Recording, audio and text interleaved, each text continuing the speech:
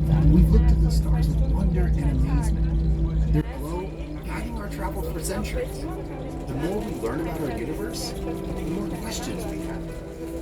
I'm Emily Calandrelli, and today you'll be following me behind the gates on this exclusive bus tour of Kennedy Space Center. Our journey will take us past active facilities and end at the visitor complex's own Apollo Saturn V Center.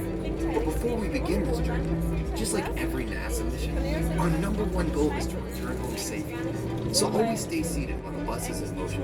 Please, no food or drinks on the bus with the exception of water. Please keep conversation to a minimum so others may hear and enjoy the tour. No photography is permitted at the security gates, but there will be plenty of photo opportunities during the tour.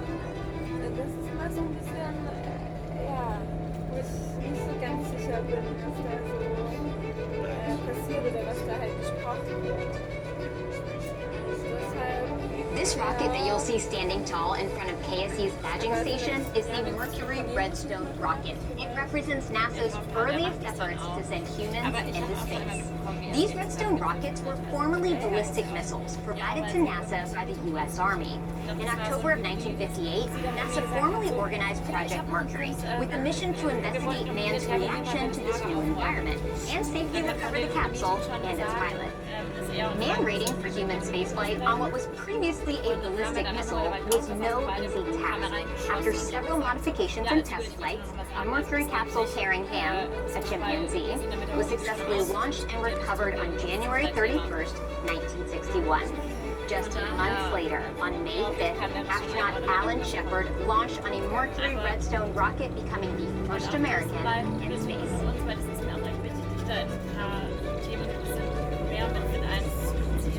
Hi, I'm Janet Petro, and welcome to NASA's John F. Kennedy Space Center, where NASA astronauts have ventured forth on flights of exploration since the 1960s.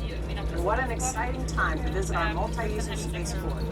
Through our commercial crew program, we are sending astronauts to the International Space Station from American soil for the first time since the Space Shuttle program ended in 2011. We're continuing to launch new research experiments and supplies to the space station with our commercial resupply services and launching the most technologically advanced scientific instruments to date into space through our launch services program.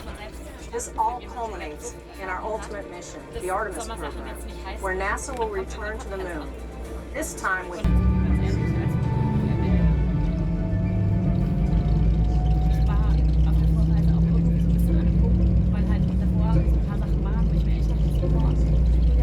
You are now approaching the Vehicle Assembly, or as NASA calls it, the VAB. It is one of the largest buildings in the world by volume, and is the place where NASA completes the final assembly of its rockets for launch. The sheer scale of this building is hard to grasp, even when you're right next to it. Do you ever feel really small when you think about space? What about when you're standing next to a skyscraper or a really big bridge? Well, I feel about as small as an ant right now. I'm standing inside the Vehicle Assembly building trying to grasp how large it really is in here. It has 4 bays. Each bay has 2 large horizontal doors below it and 7 smaller vertically opening doors above it, tall enough to fit the world's largest rocket through. In fact, these are the largest doors in the world.